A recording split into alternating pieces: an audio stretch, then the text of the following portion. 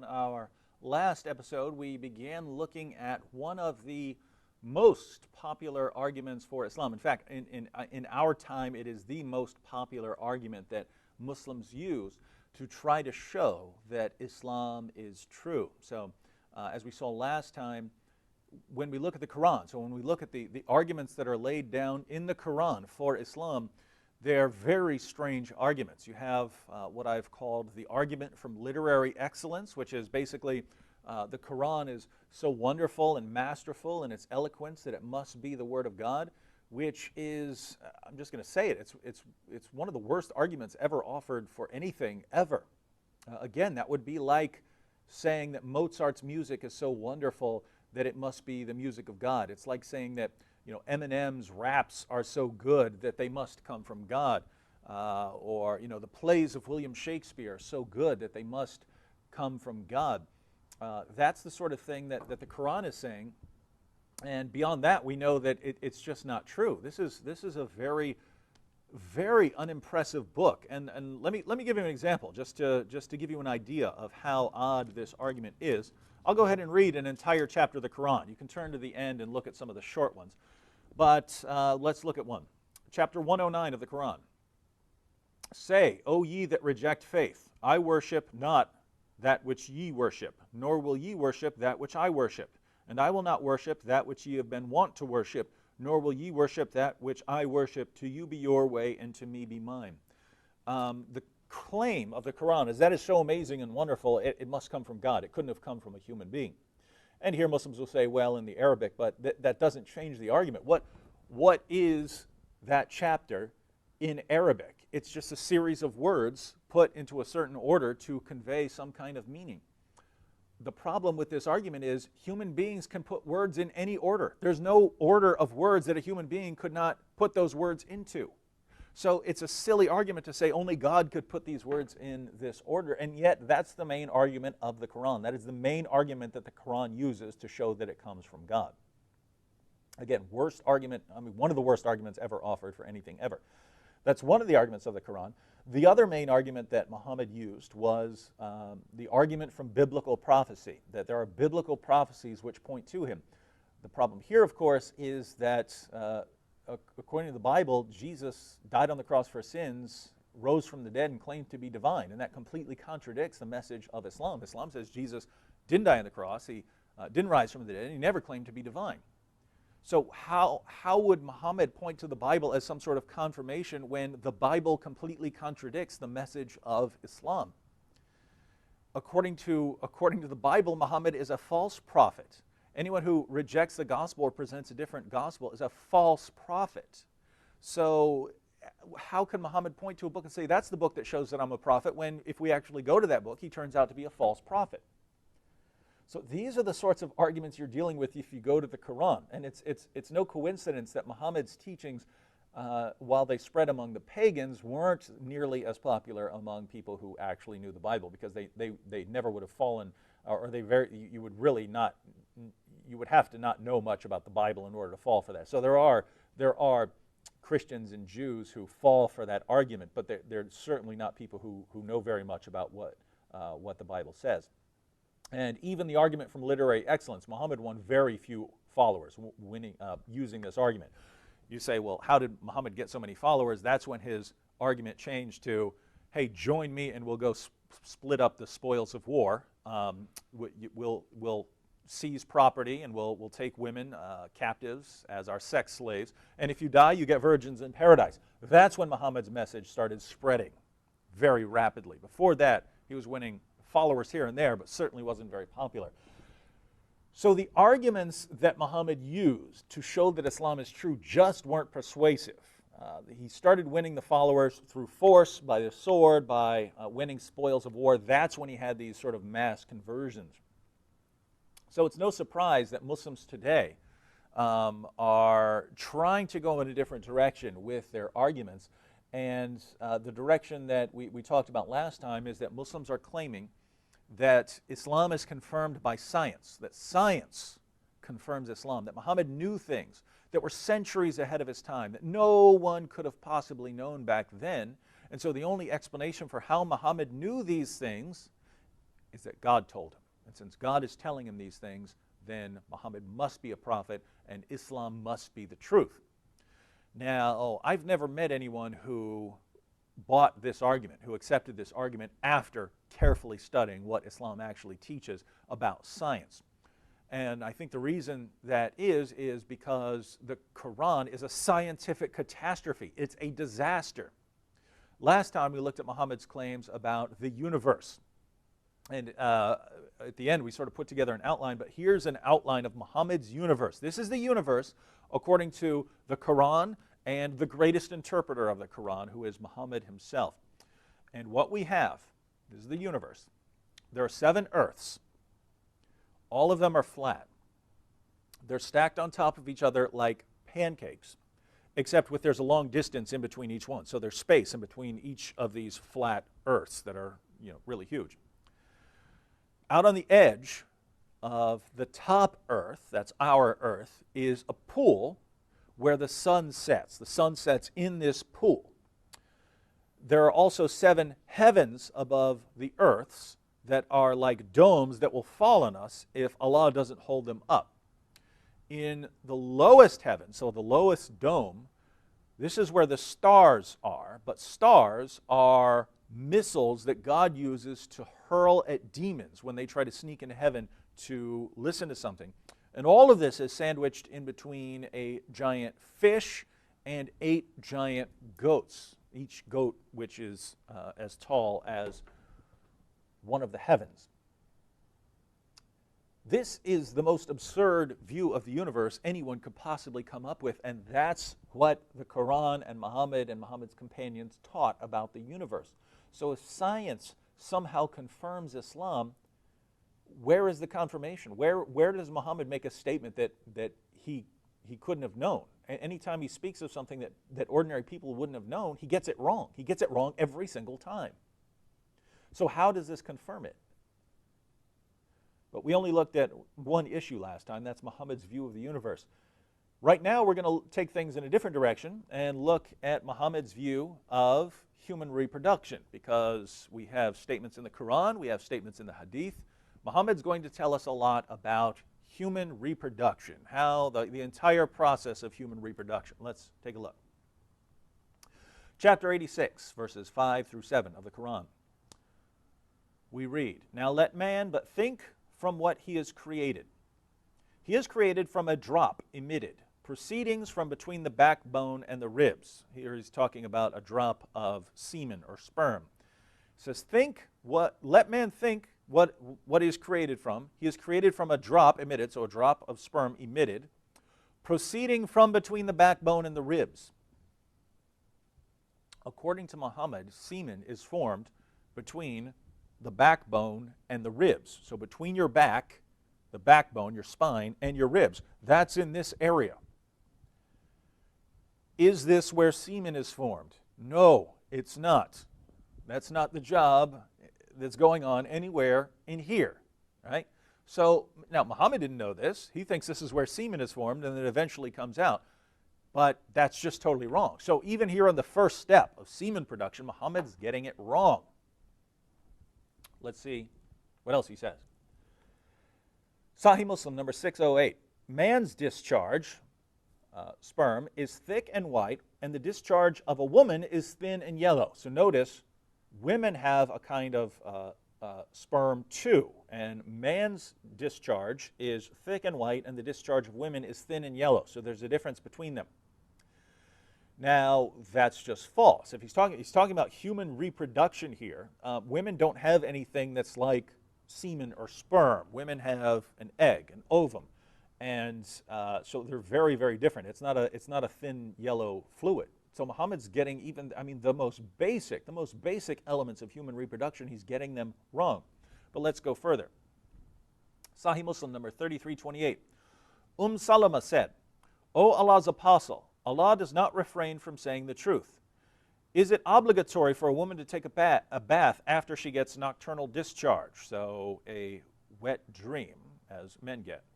And he said yes, if she notices the water, i.e. the discharge. Salama smiled and said, "Does a woman get discharge?" So she's asking him, do we get discharge or nocturnal emissions like men do? Allah's apostle said, then why does a child resemble its mother? Notice she asks, do we have something like you men have that is semen? And he says, of course, because sometimes the child resembles its mother.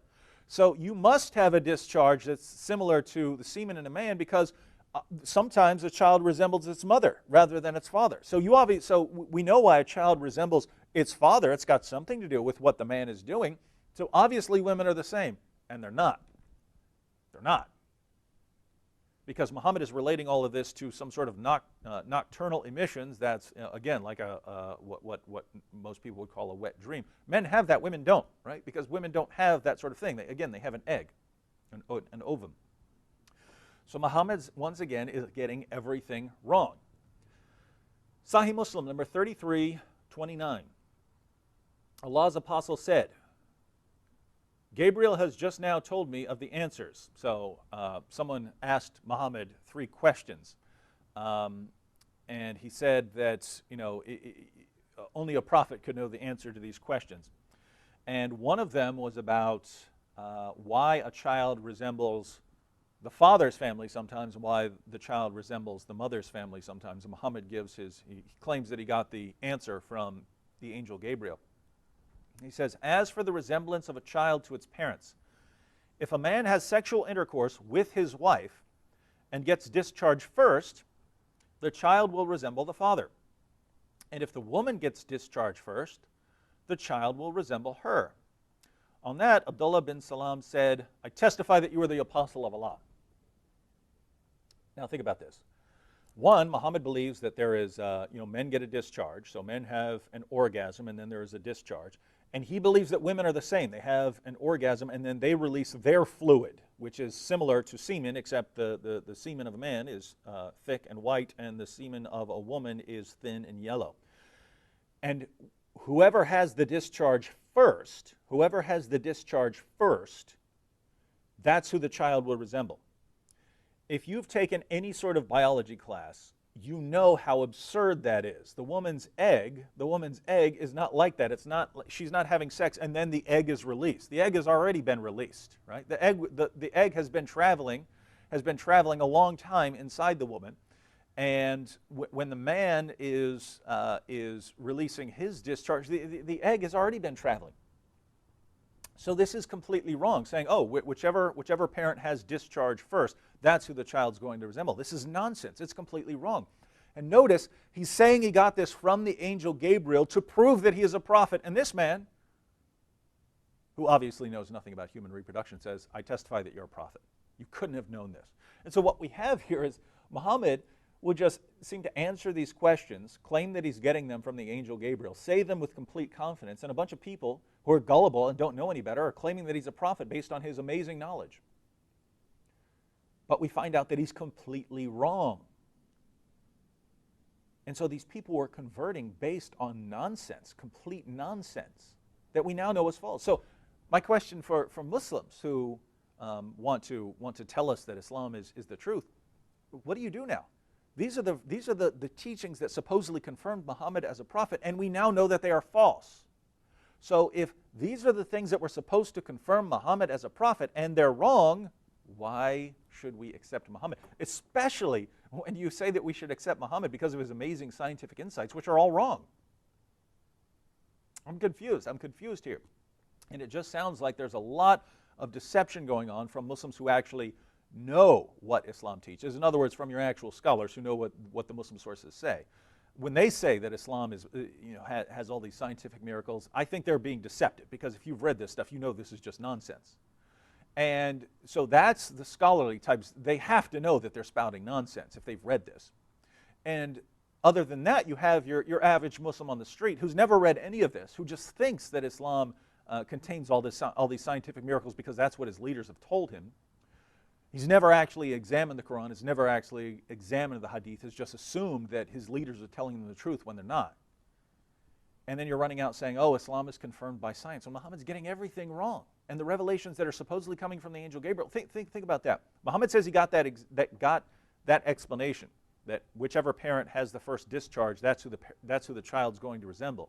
Muhammad says he got that from the angel Gabriel. That's the same angel where he's supposedly getting the Quran. Now, go into biology class and tell your teacher this is how it really works. If you believe Muhammad's a prophet, go into your biology class and say this is how reproduction actually works. This is why a child resembles one parent over another. You'll get laughed out of class. You'll fail the class because we know that's wrong. Scientifically, that is false. But that's what Muhammad says he got from the same source as the Quran. If this is obviously false, and that's where Muhammad is getting the Quran from, doesn't that mean this isn't really coming from God? It certainly isn't coming through the angel Gabriel. That's how it looks to me. Sahih Muslim, number 614. Muhammad said, the reproductive substance of a man is white and that of a woman yellow. So he's back on the white and yellow discharge. And when they have sexual intercourse, and the man's substance prevails upon the female's substance, it is the male child that is created by Allah's decree. And when the substance of the female prevails upon the substance contributed by the male, a female child is formed by the decree of Allah. So now, Muhammad is actually explaining how the sex of a child is determined, whether the child will be male or female. Does he get this right? Let's look. The reproductive substance of a man is white, that of a woman is yellow. When they have sexual intercourse, the male's substance prevails upon the female's substance. So the male's substance sort of overpowers the female's substance, then the child's going to be male. But if the female's substance prevails upon the male's, then the child will be female. Is that right? If you've taken Biology 101, you know that it's the male's semen that determines whether the child is male or female, right? Because the woman only contributes an X chromosome. The male can contribute an X or a Y, depending on which individual sperm reaches the egg.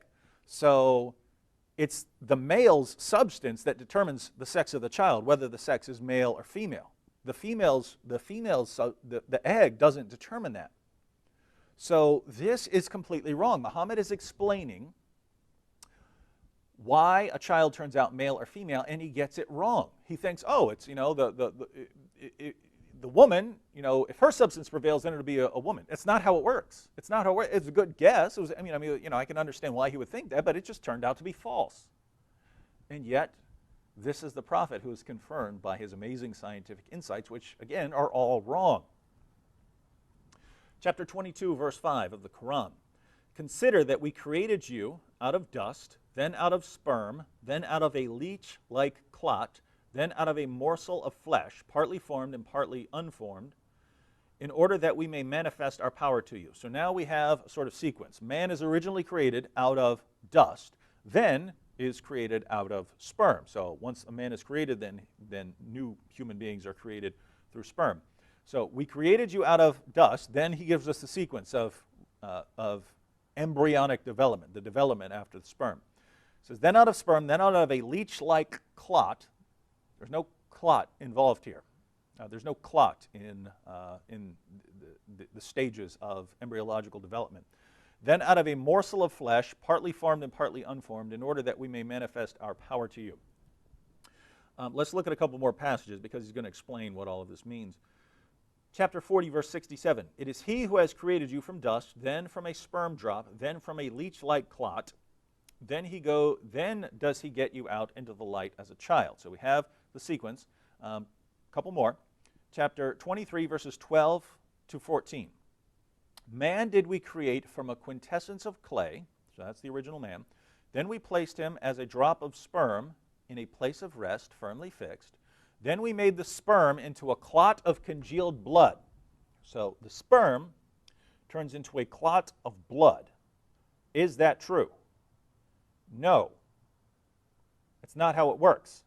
Sperm does not turn into a clot, a blood clot. But that's what Muhammad thought, and that's what the author of the Quran thought. So if you're saying that Allah is the author of the Quran, you're telling me that Allah doesn't know that human beings don't go through a blood clot stage when they develop. So we made the sperm into a clot of congealed blood. Then of that clot we made a fetus lump. Then we made out of that lump bones and clothed the bones with flesh. Then we developed out of it another creature. So blessed be Allah, the best to create. So you have the development there. Notice you have the sperm becomes congealed blood. then it becomes a lump, then out of that lump, bones, and then the bones are clothed with flesh. That's false. That's false. Bones and flesh are forming at the same time. So this sequence here is just wrong. Sahih Muslim 6397, Muhammad said, Allah, the exalted and glorious, has appointed an angel as the caretaker of the womb. And he would say, my Lord, it is now a drop of semen. My Lord, it is now a clot of blood. My Lord, it has now become a lump of flesh. And when Allah decides to give it a final shape, the angel says, my Lord, would it be male or female, or would he be an evil or a good person? Notice here, Allah only decides male or female, which sounds to me like he contradicts what he says earlier about the substance of the man or the substance of the woman prevailing and deciding the sex. But if we want to harmonize those, we say that the substance of a man or a woman eventually, when Allah decrees, after everything else, eventually prevails, and that's when the sex of the child is determined. But notice what he says here. It's now a drop of semen, then it's a clot of blood. Again, that's false, but that's what the Quran says. Now it has become a lump of flesh, and when Allah decides to give it a final shape, the angel says, my Lord, would it be male or female? So the sex of the child is determined after everything else. There's the semen stage, then the blood clot stage. Now it's a lump of flesh. And it's only then, after all of that occurs, that's when it's decided whether it's a male or a female. Is that correct? No. As soon as the sperm enters the egg, it's decided whether it's a male or female. That's at the very beginning of the process. So again, Muhammad is getting everything wrong. Sahih al-Bukhari, 3208. Allah's apostle, the true and inspired, said, the matter of the creation of a human being is put together in the womb of the mother 40 days, and then he becomes a clot of thick blood for a similar period. So now he's actually giving us a timeline here. He's actually giving us some numbers to work with. So there's 40 days put together in the womb for 40 days, then becomes a blood clot. So remember, it's the sperm stage, then it becomes a blood clot. Well, if that initial stage before the blood clot is 40 days, that means for 40 days it's just the semen. It's just the semen sitting inside the woman mixed together with the male semen and the female semen sitting together. And only after that it becomes a blood clot. Is that right? Is there a 40-day semen stage? No, that's completely wrong. He's getting it wrong. He's getting everything wrong. And only after that there's the blood clot stage. So this is demonstrably false. Again, go in your biology class and say, hey, for 40 days there's the semen stage. That's wrong.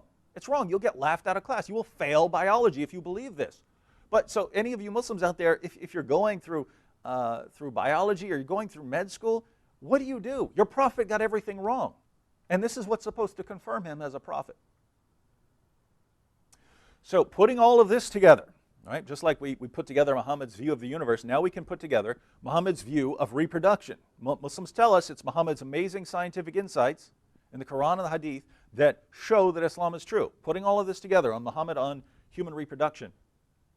We have semen forms between the backbone and the ribs. That's false. Then it joins with the female semen.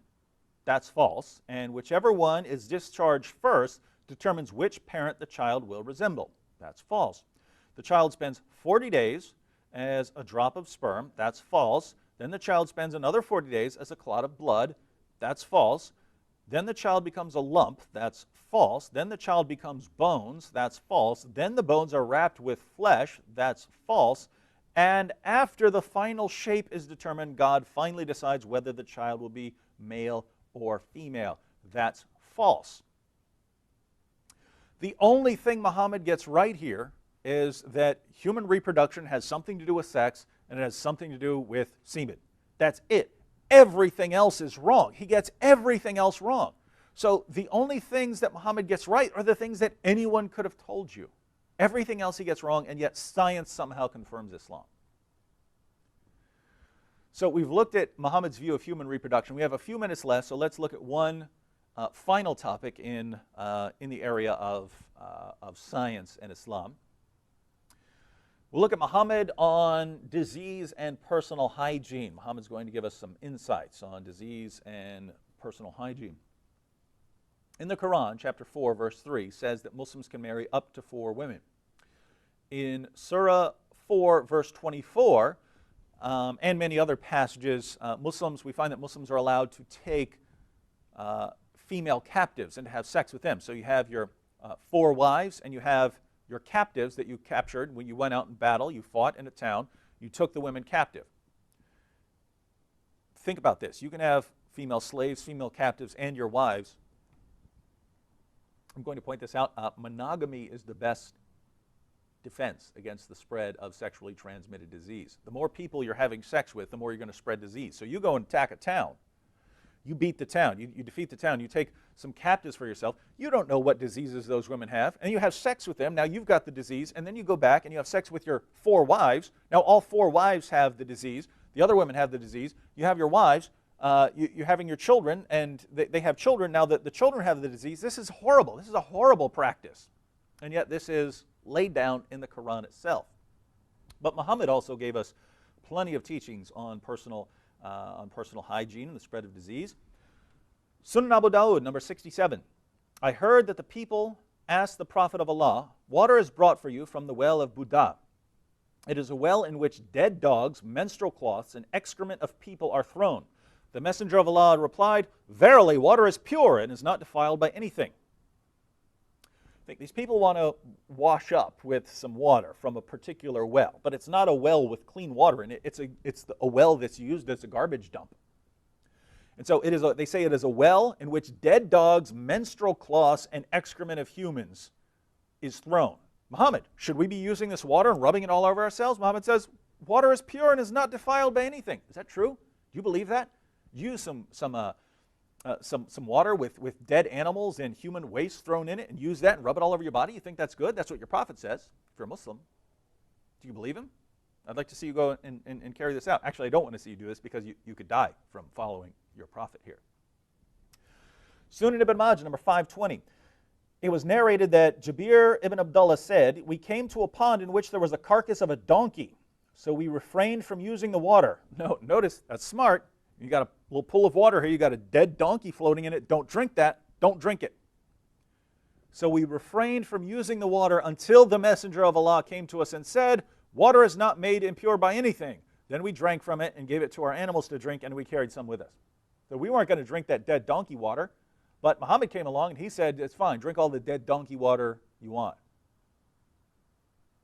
What's amazing is Muslims don't believe this. Muslims can only survive because they don't follow this, and yet they're not following things that their prophet said because they know they're wrong. They know these things are wrong. Sahih al-Bukhari, number 5782. Allah's Messenger said, if a fly falls into the vessel of any one of you, let him dip all of it into the vessel and then throw it, the fly, away. For in one of its wings there is a disease, and in the other there is a healing or antidote for the disease. So, according to Muhammad, if a fly, which may have just been crawling on human waste or animal waste or something like that, may have diseases all over it, if it lands in your food or drink, dunk it all the way in, because even though one of the wings has a disease, the other wing has the cure. So you want to get all that cure off that fly so that you don't get sick. Is that true? No, that is ridiculous to say that, oh, this wing has the disease, this wing has the cure for the disease. Musnad Ahmed. Muawiyah said, I saw the Prophet sucking on the tongue of the lips of Al-Hasan, son of Ali, may the prayers of Allah be upon him, for no tongue or lips that the Prophet sucked on will be tormented by hellfire. So Muhammad is sucking on the tongues of his young relatives. But think about this, putting all of this together. You wash up in a well with a dead dog and human waste and menstrual cloths put in it. Then you drink some water from a pool with a dead animal floating in it. So you drink that and you're dipping the fly. You're going to die from this. You're going to die from this stuff. Muslims don't follow it. And so this is just amazing. This is an amazing situation. Everything Muhammad says about the universe that he could possibly get wrong, he gets wrong. Everything that he could get wrong about human reproduction, he gets wrong. Everything he could say about disease and that sort of thing, he gets wrong. He gets everything wrong. And yet it's science that confirms Islam.